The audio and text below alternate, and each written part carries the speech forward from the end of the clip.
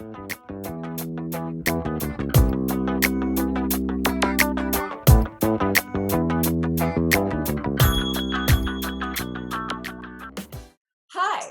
I'm Dawn Montefusco, life coach for writers and creatives, and this is Write Your True Story, how to use your story to grow your business, inspire millions, and leave a legacy. And today, I'm quite honored to have Andrew Harvey with us. He's a British author, religious scholar, and teacher of mystic traditions, known primarily for his popular nonfiction books on spiritual and mystical themes.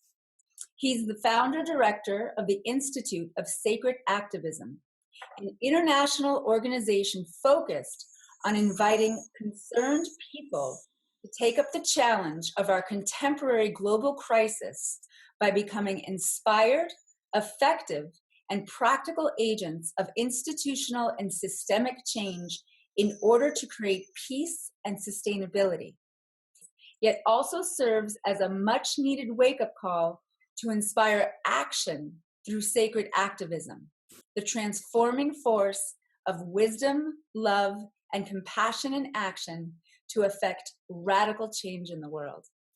Yes. I had to read all that. It just is so perfect. Well, welcome.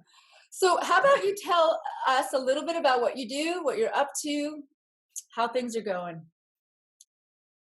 Well, this is such an astounding time because I think anyone with half a mind and half a heart sees that we are in a massive and terrifying and immense and all-embracing chaotic crisis. Mm-hmm.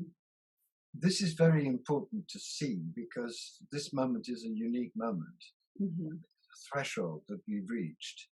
And if we can align with the deep meaning of this chaos and this crisis, then we can help birth a new way of being and doing everything.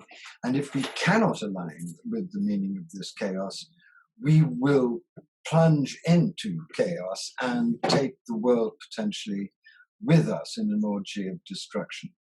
Mm-hmm. So that's where I feel we are. And that's where I know we are at this stage of my understanding and evolution.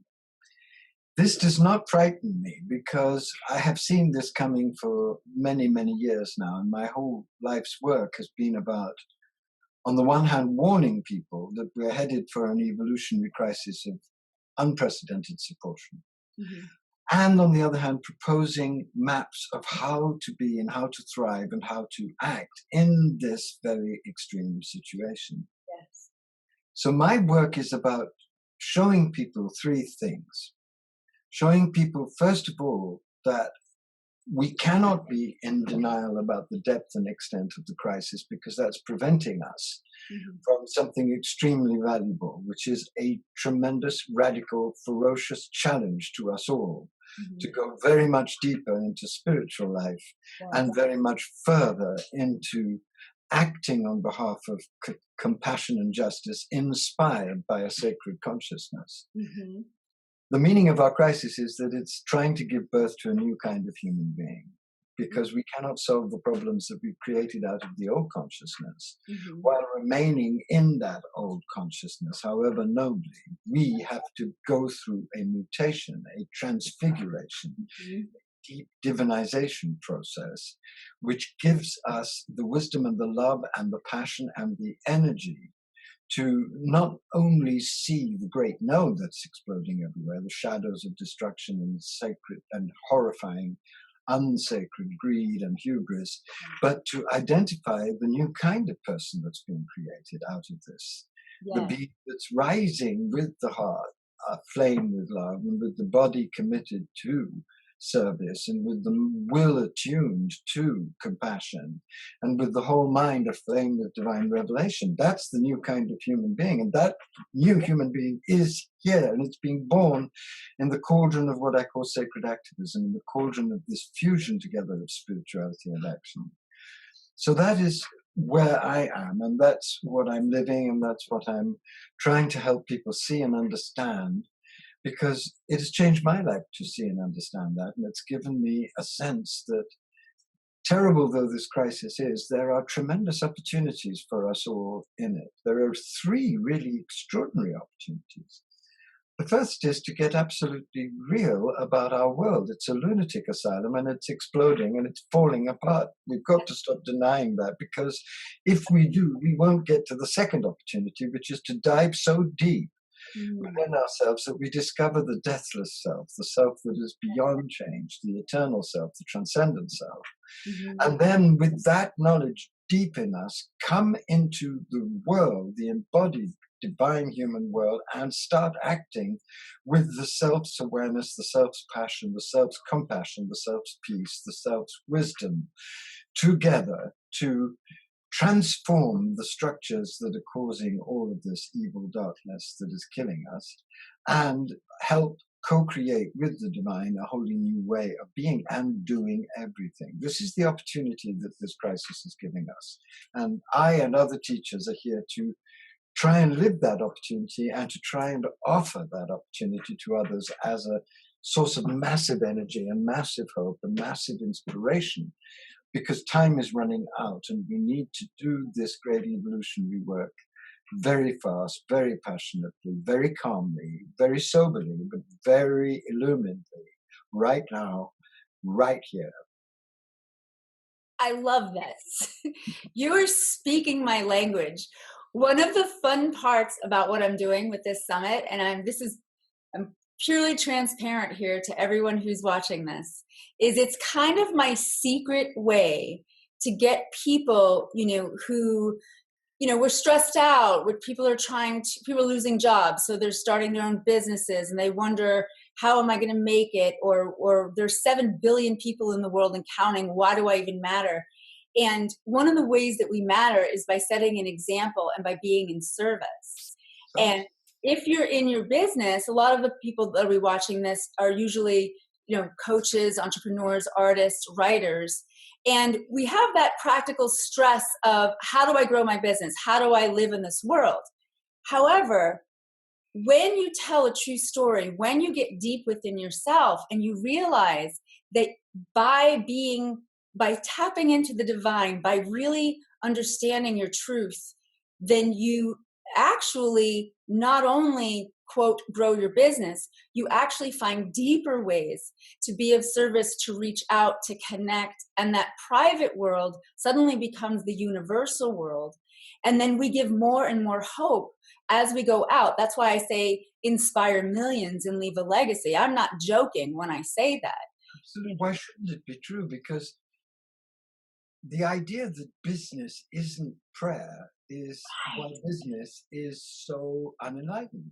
Yes, it's true. Why shouldn't you be doing your business as a supreme act of service, as an act of prayer, as an act of offering all the different forms of your ingenuity and creativity up to create security for yourself so that you can do good and help others, so that you can invite others into this circle of generosity. Yes.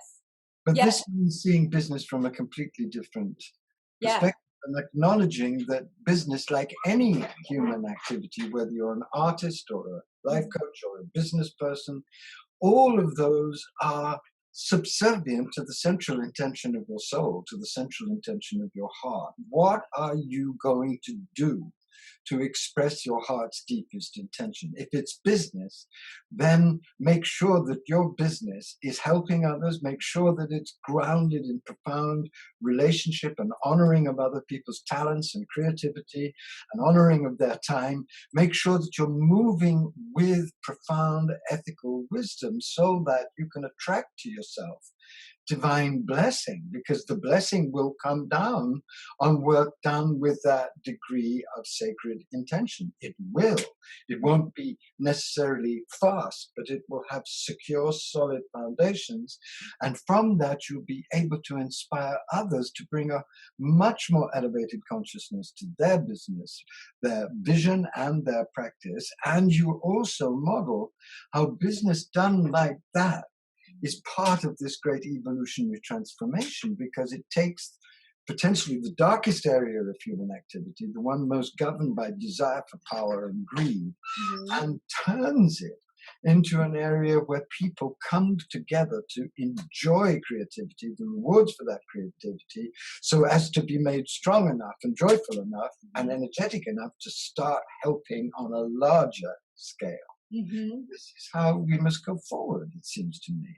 I agree completely. I even think that with, people get all really worked up about, social media and the internet and how terrible everything is. And yes, there are things, trust me, we know there's definitely terrible things happening, but it's also the avenue to spark that kind of vulnerability and authenticity to reach out.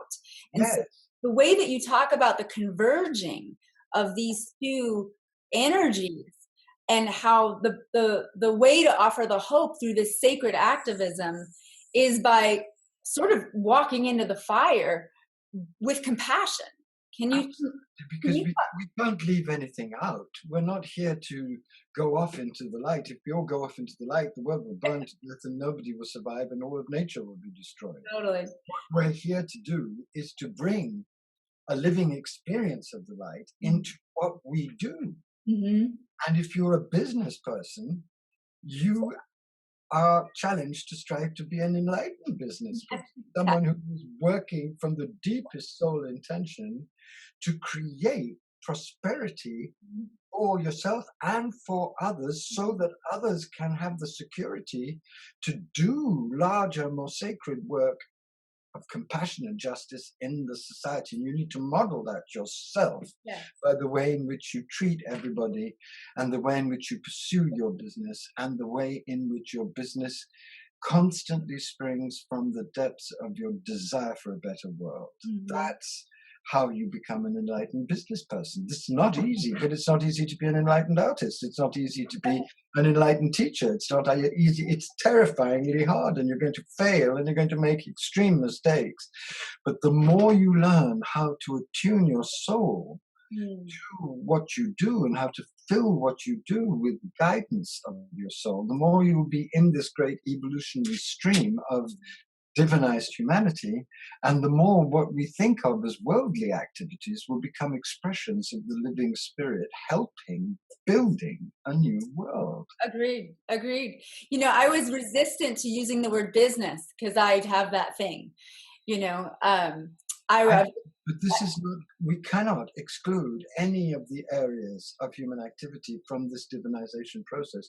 The great mistake has been to do that. So a few people went off into monasteries and did the work there, and never percolated through and never irrigated and changed the structures of society. The structures are only going to be changed by people who've been transformed and create transformed structures out of their transformation. So politicians have to become illumined, economists have to become illumined, business people have to become illumined. We have to do this in the core of our mad, chaotic world, not separate from it, because that's the only way the world is divinized. The whole life is divinized.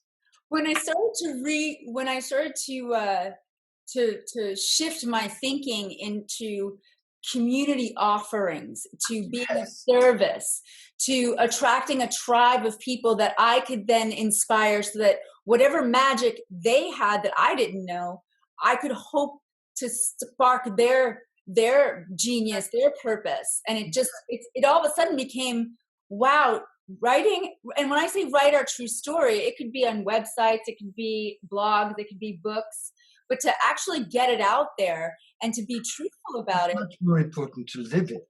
Write it by living it. Yes, write agreed. it with your body, write it with your decisions, write it with your connections. Yes. Write it in the now. Don't let's make fancy webs and intellectualize it too much. Let's go for it. We have the spiritual information.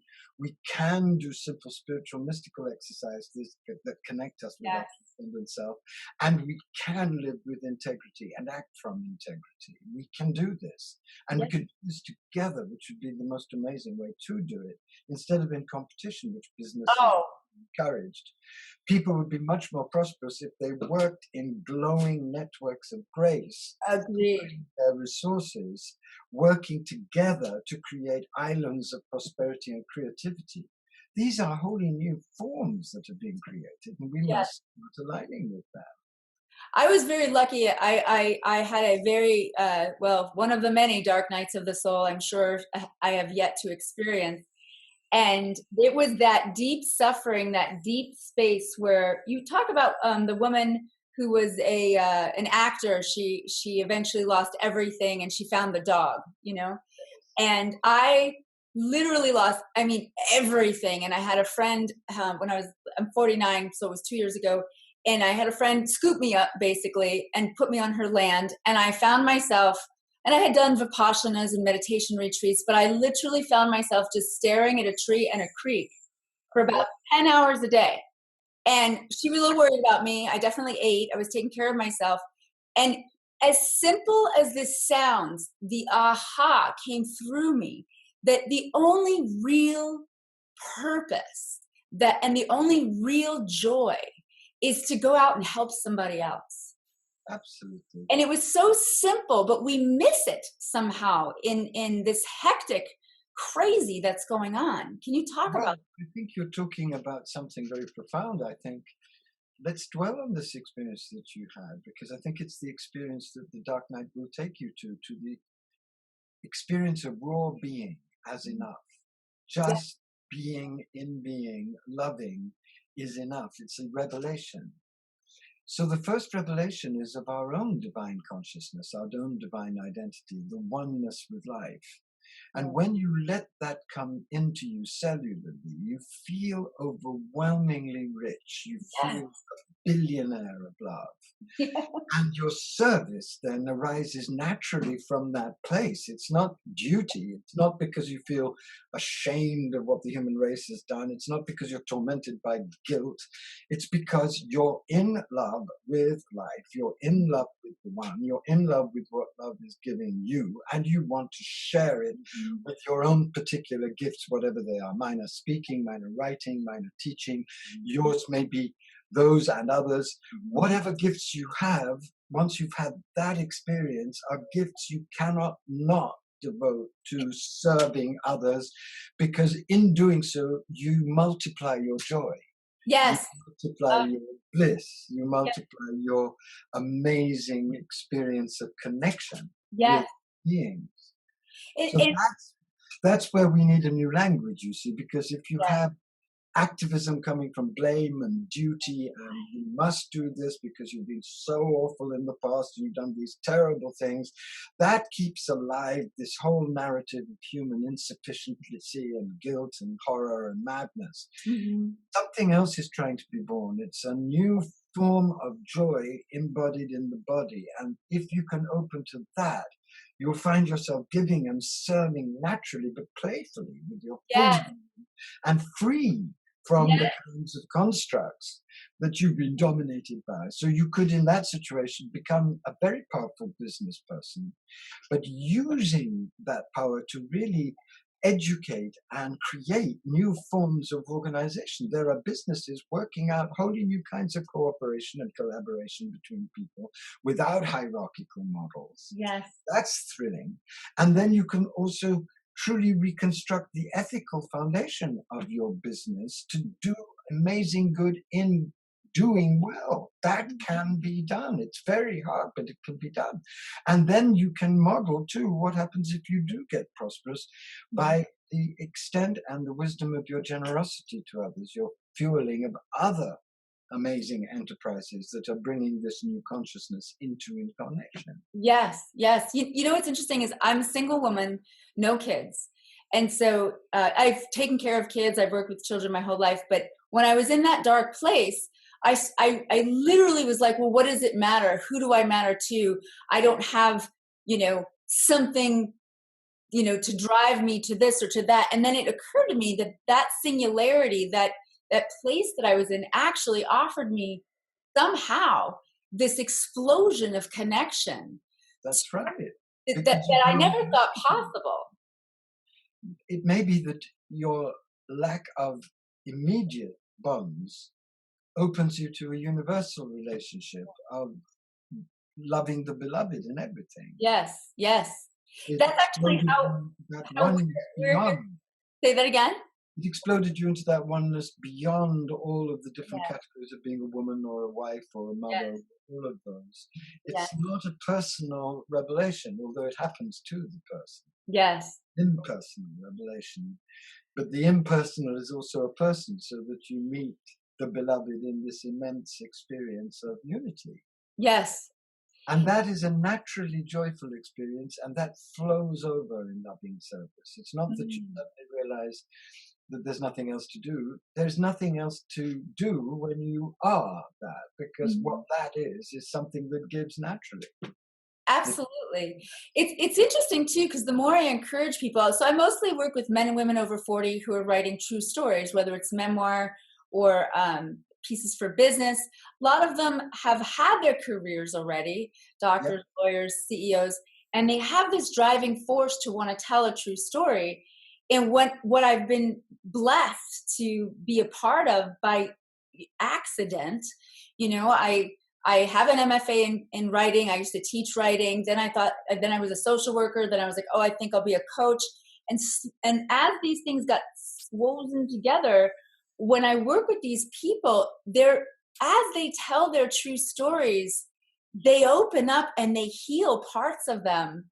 Oh, And then when they share these parts, I have a man who was totally not close to his father, barely knew his father, and when he wrote the truth about his childhood, instead of writing it from a place of grinding an axe, of trying to make a point of anger, when I asked him to look at it from the compassionate point of putting himself in the shoes of his father, he literally rewrote his whole childhood. Not actually rewrote it, but the seeing of it changed everything. And I almost feel like it changed it ancestrally, like down the line of his of DNA. course. They say in India that, any enlightened birth breakthrough goes back 7 generations in your family and seven Wow. I'd after. heard of it. I didn't know. Yeah. For someone to be able to see what's happened to them as a child as part of the necessary karmic unfolding of where they are Wow. is a huge release from the blame game. Because Yes. Yes. you come to experience these terrible things and to integrate the wisdom that they've given you, which makes you humbler and more compassionate. Yes. Yes. There's a quote. You wrote something on page 13. I just want to read because I love it so much. You said, I also believe, however, that sacred activists are being invited to realize in the core of their own lives not only the joy and meaning that comes from being truly useful to others, but something even more transformative. They are being invited to experience for themselves how, when human beings turn consciously to the divine in whatever form they know it, and dedicate themselves humbly to a transformation that can make them instruments of divine love, they become individual, living fields of divine grace, empty vessels that can be filled with divine power in ways that seem wondrous, even miraculous to others. This is really true. This is what happens on this process.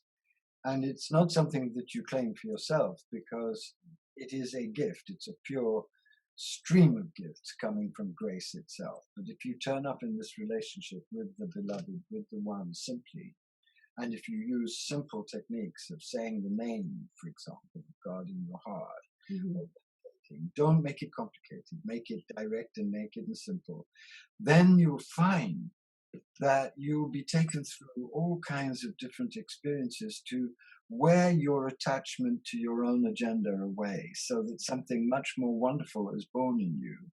And that something much more wonderful is the lover in you, the one who truly wants to make a loving impact on the world and truly responds to the agony of the world, not just with heartbreak, but with a joyful purpose that wants to pour your gifts out to be of help to others. This is the discovery of the secret of life, and you can do it as a businessman as in any other form of life, but you have to go through a transformation in the seat of consciousness to be able to imagine using all of your talents for that purpose and that intention. And that's a thrilling thing, isn't it? It Yeah, it is changes absolutely everything. wonderful. For those people out there that are still nervous, afraid of telling their true story, telling their truth, because of this idea of business construct. Well, Um, nobody really knows their true story until they become awake, do they? Because any story you tell up to the moment of enlightenment True. Yes. is not going to be true. It's going to be whatever version you've come up with at the time. I would say, like, for those people that are afraid to tell the version of themselves, they're hiding, right? Because hiding Yeah. isn't gonna get us anywhere. Um, you give some really great, you give actual exercises in your book on ways to open up. Let me suggest something to people, to you, let's say. If you go back to that experience of sitting in front of the tree and you really explore what happened, that is the moment where you were in your true story, because you weren't in your invented karmic fantasy story. Yes. You weren't a woman, you weren't going through the dark night, you didn't have a whole set of assumptions about life. You were in reality, you were naked, you were without a name. Yes. So the most important story actually can never be written, because it has no words. It is this wordless communion, this wordless silence, this wordless spaciousness, this vastness that you and I and everyone essentially is. That's the truth of divine consciousness within us. Yeah. So the most important thing for people to begin to even comprehend how they could tell their true story is having as much experience of this as possible, to give them perspective on what they call themselves. Yes. Because once you've tasted that experience, you realize that what you think of as your story is a set of invented plots that keep you as the starring victim, usually, in each of the melodramatic episodes. Once you've seen that you cannot possibly be the embattled victim because you are one with the one, then you have to look at the ways in which things have happened to you to try and wake you up to something far bigger than yourself. And that means completely changing your understanding of heartbreak, of betrayal, of failure, of all the things that you have shoved into the dark. Definitely. Because it's all of them that have made you humble enough to be transparent enough to start your real story. Yes. Right? Yes, so I've had people say, "Oh, that must have been so terrible." And at this point they say that I glow, and I say, "No, it was beautiful." I'm not really sure how to describe it. Well, it's terrible and beautiful. It's like birth itself. Birth itself, from my women friends who described it to me, is a frightening and gorgeous experience, because contractions are terribly painful sometimes, but there's an ecstasy that grows and takes control of you, and then the birth takes place. It's getting into that alignment with the birthing process that will help you tell increasingly true versions of your real story, until you come to the place where the real story cannot be written, because it doesn't exist in words. It's in the way in which you are. And how we, like sacred activism, how we present, how we go out into the world. Right. And we go, we're not meditating in the cave. We're coming out into the marketplace. We're doing both together. You're actually in a state of meditating acting. Excellent. Doing, that's the state. We divided the real state into two. We said it's more being than doing. It isn't. It's being, doing. Do, be, do. That's that's right. Of the real divine human. That's right. Any advice, because I got you here, on... Does it help that, do you think, to invite people to that deeper inquiry about... Oh, yes. What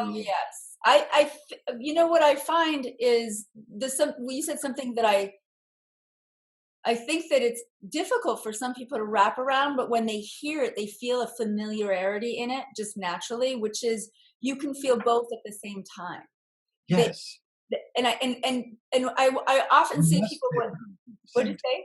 You must feel both at the same Yeah. time. For example, if you're telling a story about childhood abuse, Mm-hmm. right? Mm-hmm. If you're not feeling the childhood abuse and the pain and the horror of what it did to you, Mm-hmm. you're dissociating, you're bypassing. Sure. But if you're only feeling it and you're not experiencing it within a larger concept, a Mm-hmm. larger context, Yeah. then you're the prey of it, then you're paralyzed by it, then you're passive to Yeah. its needs. So, how do you sit in the center of your suffering without being invaded and destroyed by it, while being deeply instructed by it, while being woken up by it?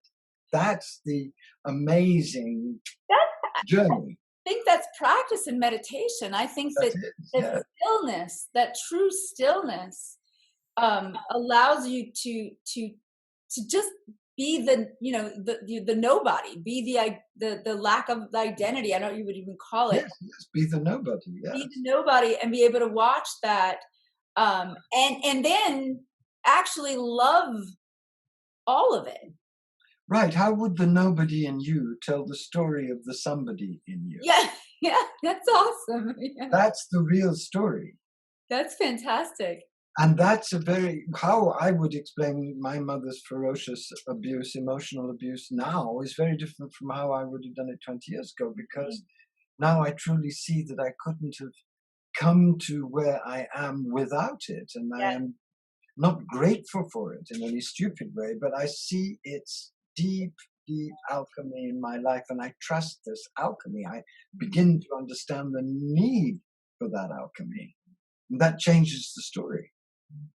you use the word trust right there, and I feel that that is a very beautiful word. And I don't, I mean, that is the surrender, right? It's the surrender and the trust, uh, Yeah. of that nobody to some degree, Yes. of that Yes. energy.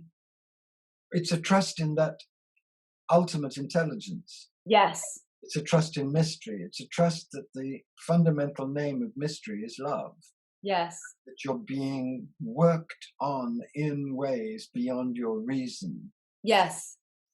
in far more beautiful fashion than you can ever imagine until you're given glimpses of what the sculptor has been doing in you. And when you bring it all together, that is my mission, and I hope for many others in terms of business, is to tap into the mystery and use ourselves, right? Use me for what I'm here for, to help others, to tap into others, and to be connected and experience that love and that divine, because we are in some crazy times. And Oh God, yes. the more people that read your book and the more people that reach out and experience these kinds of truth, I mean the truth, which is an interesting word as well. Yeah. It helps tremendously. Wow, you are something else. I like you. I like you. You're And fun. this is really important for business people, isn't it? And it's not the usual stuff they hear, No. because I'm not about making them more productive or creative by introducing meditation. That's not at all what I'm inviting business people to. I'm inviting them to go through a radical transformation of being, so that their actions, their business creativity can be infused by divine love and divine wisdom. Because I know that would give the business community a wholly new perspective Oh, and a it wholly new vision of what's possible through business. It could feed the poor. It could have structures of yeah, free healthcare. yeah, It could reverse climate change, because a business model that would be based on how the climate could be helped back into harmony could be established. It's yeah, already embryonically here in solar energy and yeah, other forms of energy. If we had all the creativity that's going into greed go into loving harmony, mm-hmm. enlightened awareness, if we had all of that in the business world acting out, we would have a completely different marketplace with unbelievable provisions for very deep forms of education, for deep forms of inspiration, for the sharing of wealth in imaginative ways, for the creation of economic structures that are benevolent and do not rely on the genocide of the animals and the destruction of nature. And this is where we must go, because we have no possible hope of survival if we don't. Soon, I mean now, basically, but soon, out of kind consideration for human nature, but soon. I really believe, I mean, I know I've met hundreds, at least at this point, of business owners and entrepreneurs who are dying to be in this kind of conversation.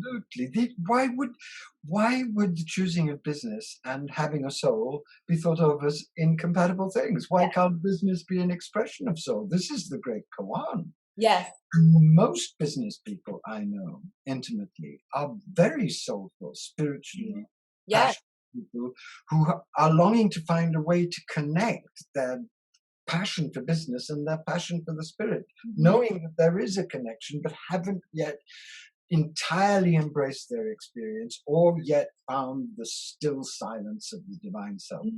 That's what they need to find to be given the guidance to do that fusion. Yes.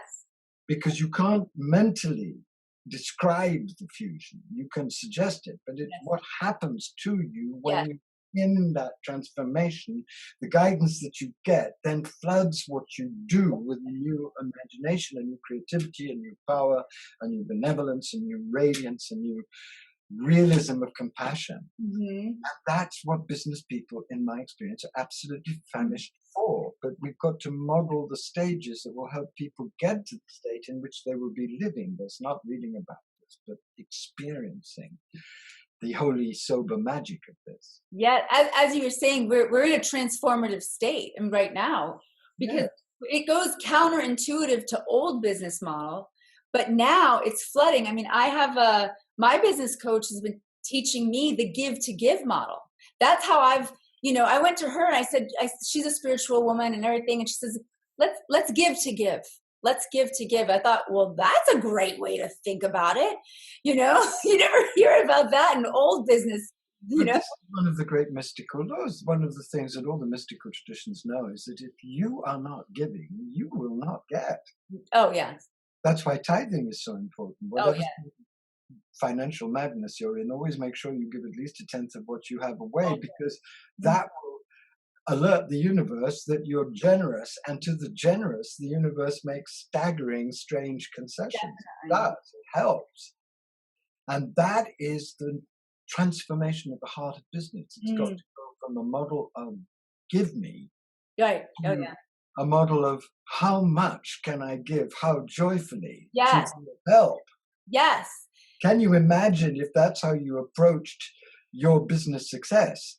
That you approached it not because you were in a fear and scarcity mentality and you needed to prove your omnipotence over all your neighbors or your school fellows or whatever kind of revenge mechanism you've got going on in your brain, but that you were actually becoming a business person so as to become a humble master of the energy of joy that money can bring when it's used with wisdom and when it's used with deep, deep benevolence to help amazing causes that need business support. I don't know what to say. I'm so happy right now. But this is so obvious to us both, isn't it? It's obvious to us both. It is very obvious.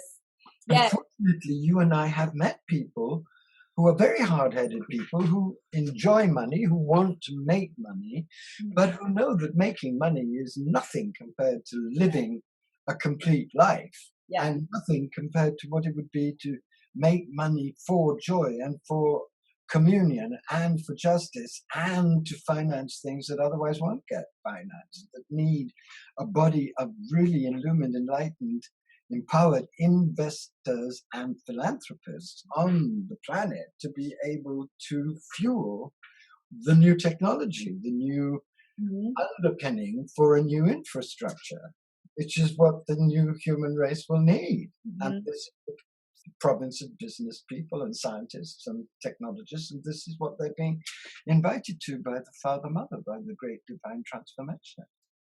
I love how in your book, when you say the hope, you're not kidding. You really do write it in a way that you acknowledge that we're in crisis. You acknowledge that we're in dire times, but you also acknowledge that this is the time where it could pop. Well, We don't say but. You we said need this. We need the darkness to. the crisis to be as devastating as this because we're so complacent, we're so smug, and we're so stupid. Otherwise, we just sleep. This crisis is designed to bitch slap us awake. And in that awakening is a tremendous hope and opportunity, because it's when we're awake and alert that we really go deep and find the new sources of fabulous creativity. So the Yes. crisis is not but, it's and. The crisis is essential. It's the birthing crisis of a new humanity. The dark night prepares the birth of divine consciousness at a much deeper embodied level. That's its purpose. And this is the purpose of our transition.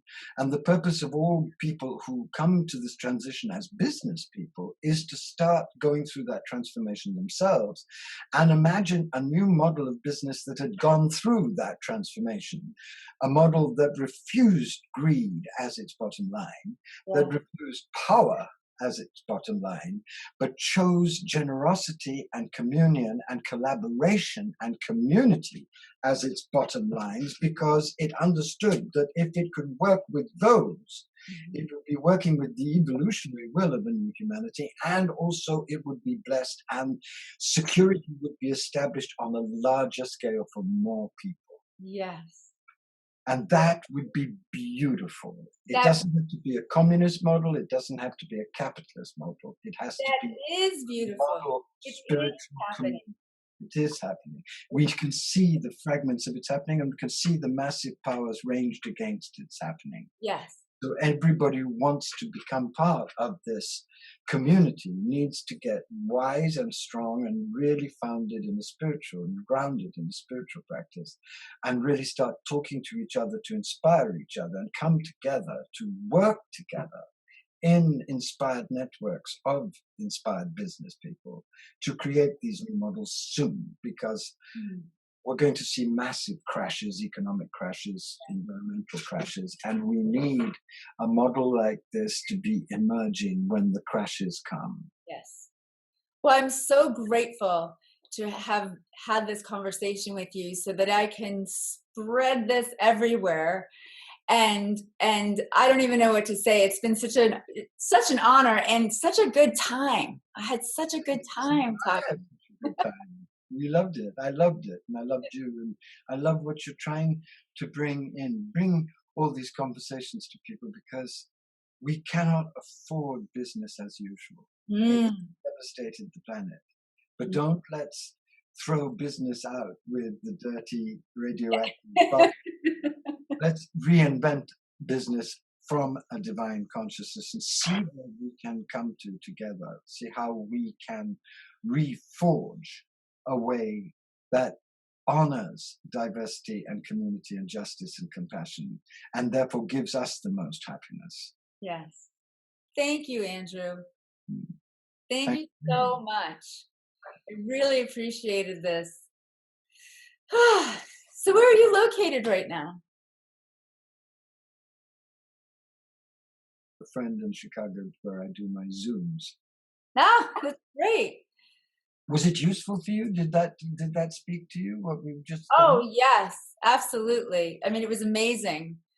I haven't stopped recording yet. So Well, it's so important. It should be useful, because this is not about fancy talk. This is not about fancy talk. No, I specifically, when I found you, I was looking at other speakers and I went deeper into you, and you actually helped me formulate where I was going with this. When I read your work and read what you were about, I was like, oh, that's the direction that's what I'm talking about. But I didn't know how to sort of articulate it, which then is why I have the people on the summit that I have now, which is an amazing array of very spiritual, very, big heart, very, generous entrepreneurs, business people, coaches, mentors, story coaches, and international speakers about authenticity and vulnerability and really being able to change what's going on, because they all talk about the shift that's happening. So it sort of was seeded from me finding you, and then, kind of watching it all come to life. So everything that we spoke about was very useful. And I'm 100% sure that everyone who sees this is going to be touched by it. And I know they're going to be inspired to live a life of inspiration and keep doing what they're doing, And bring the divine fire to their business. Yes. Yes. What an amazing opportunity. Yes. What an adventure. It's never been done properly. No, it's never been done properly. You're correct. Why don't we be the ones to do it? Why do we just believe that business is all about power and money? Why would something so important be just about those two factors? Why wouldn't it be about love and about security for as many as possible, and for living in a just and harmonious world, and for creating new models which enable people and animals to live together? Why couldn't it be about all of those things if we only had the courage to be inspired enough to imagine and then live that? Of course. Yes. Well, I'm going to sign off now because this has been so great, and I have another interview, but I kind of don't want to get off. Go. Lovely to meet you. Thank you so much, Andrew. And I look forward to more. I'll be in touch. God bless you. Okay.